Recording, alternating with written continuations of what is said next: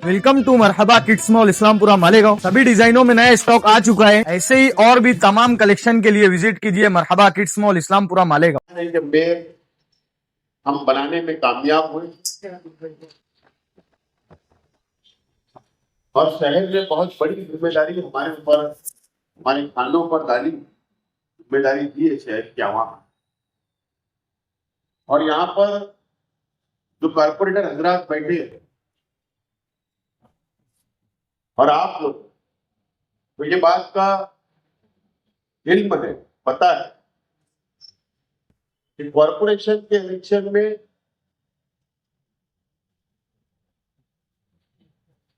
आवाम को बेदार करने के लिए हमने एसआईआर का मुद्दा हमने हाथ में लिया।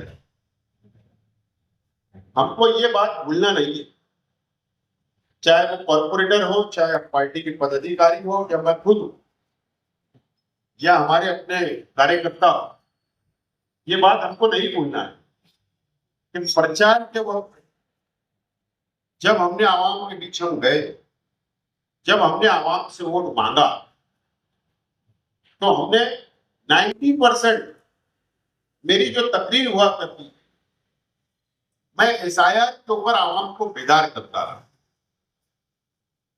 और बस हमारी वक्त गुजर गया और इलेक्शन आ गया और आवाम ने हमारी बातों को माना, आवाम बेदार हुई, हमारी बातों को शहर की आवाम ने माना और हमें वोट दी और हमें इक्तिदार तक पहुंचाने का काम शहर की आवाम ने किया। मैं रमजान के बाद से, ईद के बाद से मेरी तबीयत थोड़ा ठीक नहीं है, इसके लिए मैं मुलाकात नहीं कर पा रहा हूँ काफी लोगों से। आज की तबीयत ठीक नहीं है, लेकिन मैं थोड़ा थोड़ा वक्त शहर में मुलाकात का सिलसिला या पार्टी के कार्यकर्ताओं से या प्रोग्रामों में जा रहा हूँ, या बैठ कर मैं हिम्मत अमली बना रहा हूँ। मैं पिछले हफ्ते जुमरात की रात में मैं आया। मैं जुमरात के दिन शाम में, मुंबई का एक बहुत बड़ा शख्स है, सियासी नहीं है, बिजनेस में, बहरहाल उसके ताल्लुक बहुत वसी बड़े बड़े सियासी लोगों से, और हमारे अपने शहर, तालुका और जिले के लोगों से भी उसके काफी ताल्लुक है। उसके साथ मेरी एक मुख्तसर मीटिंग हुई, चाय पानी हुई, तो उसको बहुत चौंकाने वाली बात उन्होंने बताई कि जो हमारे शहर के या जिले के या सरकार के अंदर जो पार्टियां शामिल है, वहां तक जो बातें हैं, उस वक्त ये चल रही, इलेक्शन से पहले, कॉरपोरेशन के इलेक्शन से पहले, इस तरीके का एक माहौल बनाया गया था या एक अंदाज लगाया गया था हमारे मुखालिफिन लोगों ने, ये प्लानिंग हो चुकी थी और ये माहौल बनाया गया था नीचे से लेकर ऊपर तक। बोले आप इस्लाम पार्टी की 10 से 12 ही सीटें चुनकर आने वाली। बोले हम भी यही समझ रहे थे, क्योंकि हमको रिपोर्टिंग वैसा हो रही, मालूमात क्यों गई, और ये तयशुदा प्रोग्राम बन चुका था कि कौन मेयर रहेगा, किसका मेयर रहेगा, किसका डिप्टी मेयर रहेगा, कौन सत्ता हासिल करेगा, ये बातें हो चुकी थी बोले इलेक्शन से पहले। लेकिन अल्लाह का करम है, शहर के आवाम ने जो फैसला सुनाया 16 तारीख को, वो हमारे अपने हक में था और आज हम कारपोरेशन का इख्तियार हमारे अपने पास है। ये अल्लाह का इनाम। मैं आपसे ये बोलना चाह रहा हूं कि बहुत बड़ी जिम्मेदारी शहर के आवाम में हमारे ऊपर, हमारे हाथों में। इसको आप भूल सकते हो, मैं नहीं भूल सकता, कि मैंने आप लोगों के लिए, कॉर्पोरेटरों के लिए, उम्मीदवारों के लिए वोट मांगने के लिए मैं और पार्टी के उहदेदारान आवाम तक गए थे और वोट मांगा। आज हमारे मुल्कों में कई रियासतों में एसआईआर का सर्वे हुआ। मैं मेरी बात शुरुआत कर रहा हूं, उसके बाद आपकी राय भी आना जरूरी है इसके ऊपर। हम लोग एक बातचीत करें, तकरीर का सेशन यहां पर नहीं। और अभी महाराष्ट्र समेत कई रियासतों में एसआईआर का सर्वे मैपिंग का काम चल रहा है। मैं एक जिम्मेदारी से एक बात बोलना चाहता हूं, शहर की आवाम को इस मंच से मैं बात पहुंचाना चाहता हूं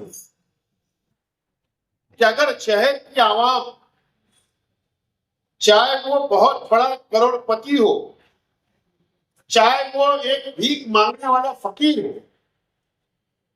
सबको एसआईआर का सर्वे कराना जरूरी है। मैं एकदम साफ अल्फाज में बोलना चाहता हूं शहर की आवाम, अगर एसआईआर के अंदर सर्वे में नाम नहीं आया तो याद रखना वो यादी जो 2002 के अंदर जो हमारे वालिदैन की यादी, हमारे माँ बाप की वोटर लिस्टों में नाम थे या हमारे नाम थे, या उससे पहले की यादी हो, और अगर हमने ये सर्वे के अंदर वो सबूत नहीं दिया और अगर हमारे नाम कट गए तो सरकार तक कौन से नाम कटे वो भी आती रहेगी और कौन से नाम एसआईआर के सर्वे में शामिल हुए वो भी आती सरकार पास, इलेक्शन कमिश्नर ऑफ इंडिया के पास होगी। अगर हम चूक गए, शहर की आवाम चूक गई, कोई गलती हमने कर ली, अगर हम बेदार नहीं हुए, याद रखना हम ही लोगों को, जिन लोगों के नाम कटेंगे उनको ही देश का गद्दार बोला जाएगा कि हम उस देश के नागरिक नहीं है, इस देश के रहने वाले नहीं है। ये बहुत बड़ा सर्वे और बहुत बड़ी साजिश प्लानिंग भारतीय जनता पार्टी की और इलेक्शन कमिश्नर ऑफ इंडिया की है। इसके लिए मैं इस मंच से और आपके जरिए शहर की आवाम तक मेरी बात को पहुंचे कि हमारी अपनी जिम्मेदारी है कि हम लोगों को एक एक घर का एसआईआर का सर्वे हमको कराना है, मैपिंग हमको कराना है। अभी मैपिंग का काम चल रहा है, जितना हो सके बीएलओ के जरिए मैपिंग करवा लो, नाम ढूंढो, वक्त निकालो, अपने अपने वार्ड के सेंटर पे बैठकर आवाम की मदद करने का काम हम लोगों को करना है और कोशिश होना चाहिए कि मैपिंग उनकी हो जाए। जब कभी भी 2 दिन में, 4 दिन में, 8 दिन में कभी भी ये मैपिंग का काम बंद कर दिया जाएगा, इलेक्शन कमिश्नर की तरफ से एक आदेश आ जाएगा मैपिंग बंद। फिर उसके बाद दूसरे टप्पे पे हम जाएंगे, दूसरे पड़ाव पे हमको जाना है। फिर यही बीएलओ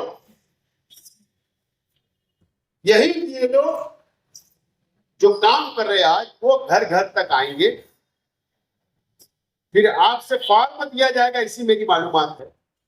वो फॉर्मों के साथ में हमको सबूत भी लगाना पड़ेगा। जो भी पेपर डिक्लेयर करेगा इलेक्शन कमिश्नर ऑफ इंडिया, वो ज्यादा मेहनत का काम होगा, बहुत ज्यादा मेहनत का काम होगा। और उसके बाद जब फॉर्म के जरिए हमारे नाम और सबूत हमको देना होंगे, जब वो यादी में नाम आएंगे। आज जो मैपिंग हो रही वो नाम यादी में आएंगे, कल जो फॉर्म दिया जाएगा, जो सर्वे होगा घर घर तक, वो नाम आएंगे। उसके बाद कभी भी इलेक्शन कमिश्नर ऑफ इंडिया 1 महीने में, 1.5 महीने में कभी भी वो बंद कर देगा साइट और बोलेगा पूरा सर्वे मुकम्मल, अब नाम नहीं पड़ेगा। मैपिंग क्या समझ रहे हो आप लोग? अगर मैंने मेरी वोट का मैपिंग अगर करवाया तो वो ऑनलाइन हो रही है। इलेक्शन कमिश्नर ऑफ इंडिया की साइट शुरू है, ओपन है, खुली हुई है, वो मैपिंग हो रही, डायरेक्ट वहां जा रही है, वो लोड होता है। साइट बंद होगी तो मैपिंग करने के लिए अगर सोचोगे कि हमारा मुद्दत बढ़ जाएगी तो नहीं होगा।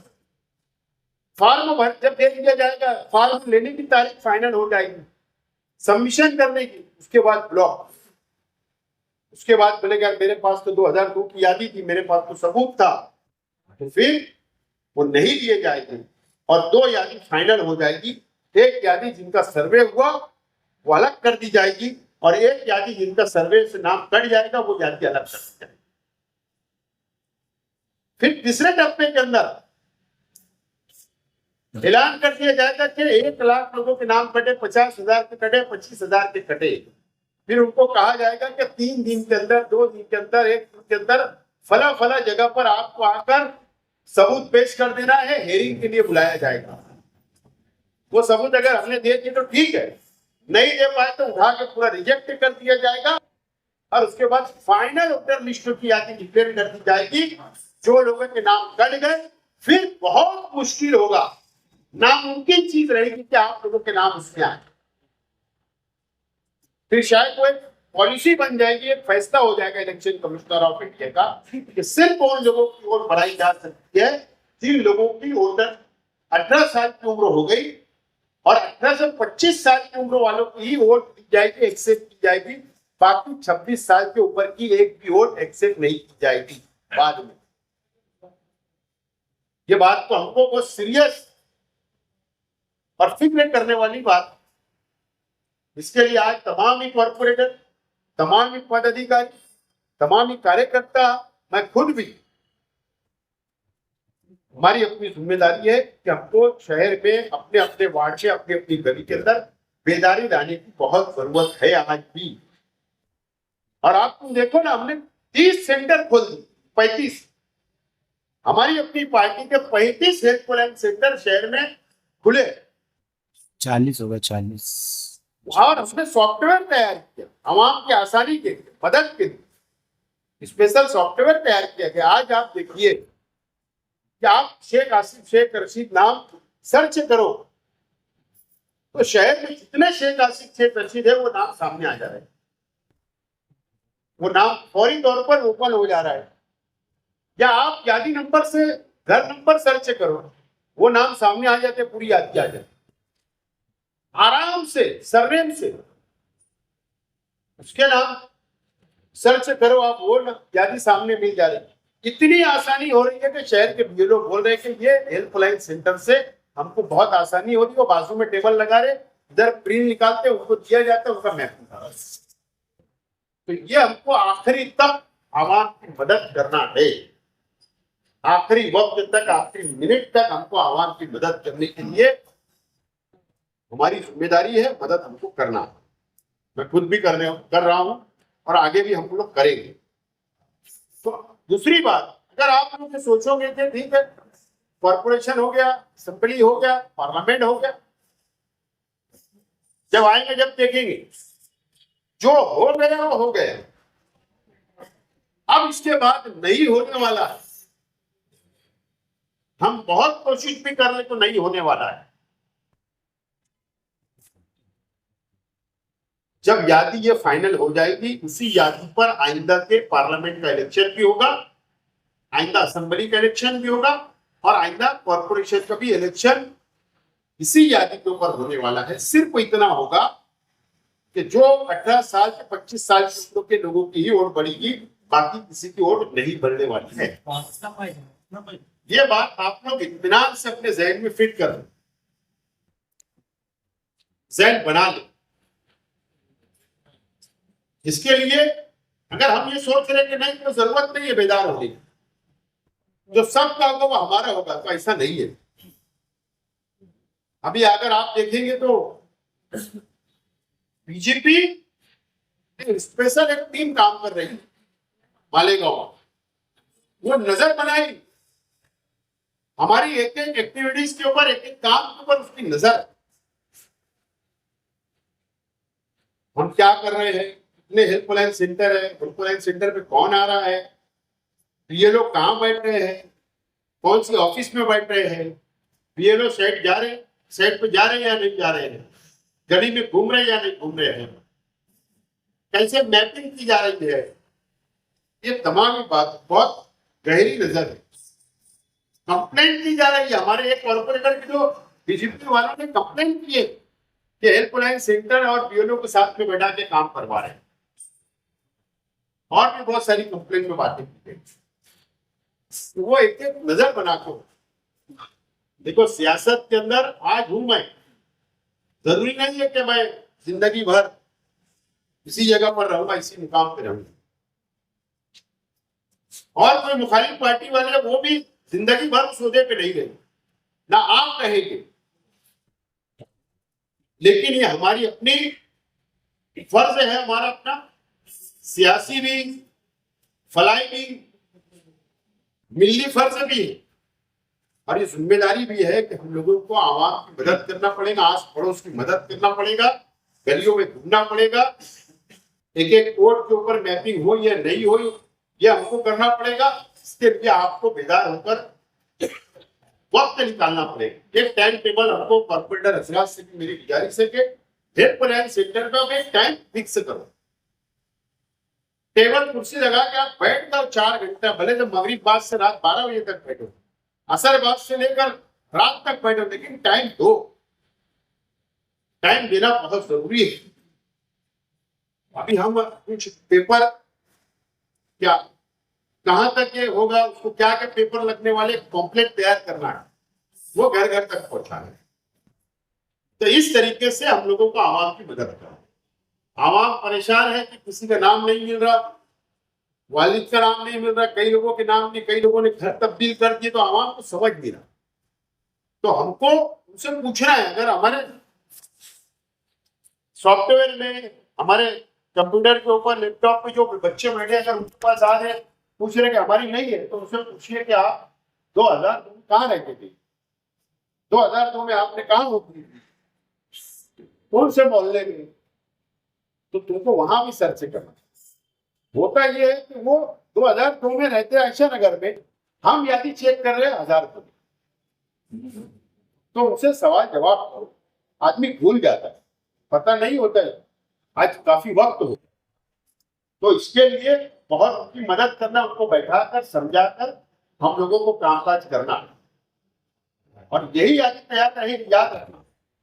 मुझे पता है, चाहे वो खाली पार्टी वाले हो या अपनी पार्टी वाले, हर आदमी की अपनी एक वोट बैंक है, एक ताकत है। वो किसी के पास 500 वोट है उसकी, किसी के पास 1000 वोट, किसी के पास 1500 वोट है उसकी वोट बैंक। और उसके बाद पार्टी की वोट शुरू होती है, उसके बाद एक माहौल बनता है, फिर कार्यकर्ताओं की वोट। इस तरीके के माहौल बन के हम लोग जाकर एक मुकाम पर पहुंचते हैं और चुन कर आते हैं।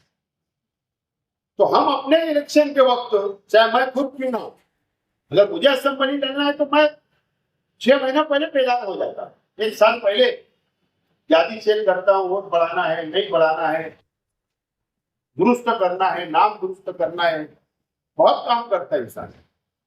चुन के आना था, मेहनत की हम। जब कारपोरेशन के इलेक्शन आए तो सब लोग लगे रहे, वोट बढ़ाने के लिए यादी के ऊपर काम किया, वर्क किया, तैयारी की आप लोगों ने। फिर उसके बाद जब यादी वार्ड वाइज अलग की जा रही थी, तो ऑब्जेक्शन सिग्नेचर के लिए आपने कितनी मेहनत, ये वोट मेरे वार्ड में नहीं है, मेरे वार्ड में आने उधर भेजो, उसकी वोट इधर लाओ, उसकी वोट इधर, ऑब्जेक्शन हुए, मेहनत किए, दौड़ धूप किए, अपनी मदद तो अपने लिए की। तो ये बात याद रखना, अगर आज हम बेदार नहीं हुए तो हमारी और आपकी वोट बैंक आज खत्म हो जाएगी, एसआईआर से नाम डिलीट हो जाएंगे, सर्वे से नाम डिलीट हो जाएंगे, फिर हम लोगों को ही आगे मुश्किल आएगी। ये बात आपको याद रखना है। बीएलओ के ताल्लुक से कई बीएलओ, ये बात बिल्कुल सच है कि भाई बीएलओ को अभी मैपिंग का काम किया गया है, बीएलओ को बोला गया है कि आप 2002 की यादी और आज की यादी को टेली करो, जितने नाम टेली होंगे उनकी मैपिंग कर दो। उनको कंपलसरी नहीं किया गया। ये बात सच है कि तुम घर घर जाओ, वार्ड में जाओ, बैठे रहो, वो अपने घर पे बैठ के मैपिंग करो।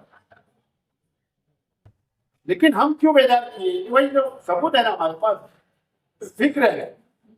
लेकिन कई बीएलओ हजरात, मैंने इससे पहले भी कहा उनसे, आज भी मैं रिक्वेस्ट करूंगी, भाई ये मिली, ये फलाई काम है, आपकी जिम्मेदारी है। किसी का नाम छूट जाएगा तो एक आपकी गलती से छूट जाएगा, आपको फोन बंद करने से छूट जाएगा, आप वार्ड में नहीं जाओगे तो छूट जाएगा। तो मेहरबानी करके बीएलओ हजरात को भी ऐसा नहीं करना चाहिए, ऐसा नहीं करना चाहिए। मदद करना चाहिए आवाम को, और मदद करना बीएलओ हजरात की जिम्मेदारी, और हमको बीएलओ को मदद करना हमारी भी अपनी जिम्मेदारी है। तो बीएलओ को मोहब्बत से उनको बुलाकर अपने ऑफिस पर या अपने वार्ड में बुलाकर, स्कूलों में बुलाकर उसको बोलो कि भाई मैपिंग का काम है, ये पहले जब तक तारीख उस काम को आगे बढ़ाने का काम होना चाहिए। ये अपना हेल्पलाइन सेंटर एक भी बंद नहीं होना चाहिए, एक भी नहीं होना चाहिए। आप एक बात समझ, इससे सरकारें पलट जाओ। बिहार हमारे सामने 70 लाख वोट कट गई, सरकार रहने वाली चली गई। बंगाल के अंदर ममता बनर्जी खुद वकील है, काला कोट पहनकर खुद सुप्रीम कोर्ट के अंदर बहस की चीफ जस्टिस के सामने, एसआई के खिलाफ, सर्वे के खिलाफ, लेकिन नहीं सुनी गई। बड़े बड़े वकील लगे इसके ऊपर, नहीं सुनाई। हम और तुम कहाँ लगने वाले हो? एक आम गरीब कहाँ से जाएगा? तो अर्जी नहीं लिख सकता, कहाँ कोर्ट के चक्कर काटेगा जब नाम कट जाएगा। जिनकी जिम्मेदारी थी अपोजिशन पार्टी को तो निभाएगी, लेकिन अब ये तो कानून लागू हो गया कि सर्वे होना तय हो चुका है, तो अब हमारी भी अपनी जिम्मेदारी है कि करवाइए। मैं खुद फिक्रमंद था, मैंने खुद हमारे अपने परिवार में बैठ के बोला, निकाल के दिए कि मैपिंग कराओ, बीएलओ को बुला। कल नाम कट जाएंगे तो दोबारा बढ़ने वाले नहीं। ये तमाम चीजें हम लोगों को, ठीक है हमारे मुखालिफ क्या बोल रहे हैं, हमारे मुखालिफ क्या काम कर रहे हैं, फोटो खिंचाने का काम चल रहा है।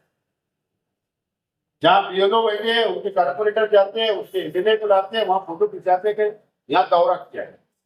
इससे ज्यादा क्या होगा?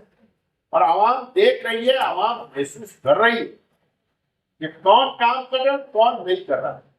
आवाम आज कुछ नहीं बोलेगी, आज उनके खिलाफ भी नहीं बोलेंगे, तुम्हारे भी खिलाफ नहीं बोलेंगे, लेकिन उसका आवाम का क्या काम होगा? आवाम ये बात को याद रखेगी कि हमारे वक्तों पे कौन खड़ा था, जिससे मदद। ये बात आप याद रखें, ये बहुत अहम बात मैं बोल रहा हूं।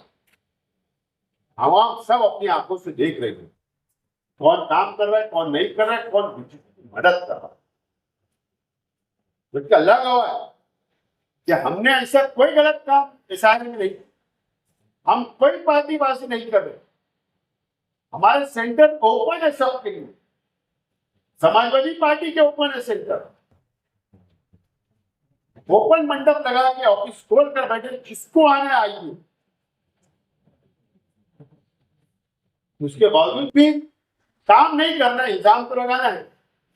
तो जो एक दिन पहले बीजेपी ने हमारे खिलाफ मेमोरेंडम दी, जो बीजेपी इल्जाम लगा रही थी, जाकर इन्होंने दलील दे दिया और सही साबित करने की कोशिश की, नापाक हरकत की और बीजेपी को ताकत मिलने दी। यहां तो सियासत नहीं होना चाहिए, यहां सियासत नहीं होना चाहिए। तुम्हारा मजहब कौन सा है? जब यादी से नाम कटेगा ना, तो वो नजर अलग होगी, देखने का नजरिया अलग होगा election commissioner of India, BJP की सरकार का। तुम्हारा मजहब पूछा जाएगा और तुम्हारे पे काला कानून लागू किया जाएगा, लाद किया जाएगा। दूसरे मजहब के लोगों के ऊपर लादा नहीं जाएगा, लादा नहीं जाएगा दूसरे मजहब, तुम पर कार्रवाई होगी, तुम पर कार्रवाई होने वाली है। एक मजहब के लोगों पर कार्रवाई होने वाली है, दूसरे कोई मजहब के लोगों पर कार्रवाई नहीं होने वाली। हमारे आदिवासी भाई तो जंगलों में, पहाड़ों पे रहते, 4 महीना ये जंगल में, 4 महीना वो जंगल में, 4 महीना दूसरे जंगल में काम के लिए जाते। उनका तो कोई ठिकाना नहीं होता, वो कहां से सबूत देंगे? शायद, लेकिन उनसे बाद में नहीं पूछा जाएगा, उनके लिए अलग कानून बन जाएगा, तुम्हारे लिए अलग। ये बात को हमको बहुत संजीदगी से लेना है, फिक्र करने की जरूरत है। इसीलिए आज की एक मीटिंग बुलाई गई है। आप लोग उसके ऊपर कोई तकलीफ आ रही है तो आप लोग बिना झिझक, आपको नंबर दिए गए हैं, वो नंबर पे आप कांटेक्ट करिए। तकलीफ आए तो उसको दूर करने का काम करेंगे। हम लोग, मैं खुद भी इंशाल्लाह एक 8-15 दिन के बाद में खुद भी वार्ड के अंदर हम लोग बेदार करेंगे, फॉर्म वगैरह छाप के मैं खुद आऊंगा, आवाम को बेदार करने का काम करेंगे। आवाम को बोलेंगे छुट्टी ले लो 1 दिन 2 दिन, जब तक काम नहीं होता, लेकिन बेदार होकर हमको ये काम को करना बहुत जरूरी है। मैं खुद आपके साथ लगा रहूंगा इसके अंदर। ये काम की हमारी अपनी जिम्मेदारी है, हम इसको पूरा करने की कोशिश करेंगे। इसीलिए एक आज की मीटिंग बुलाई।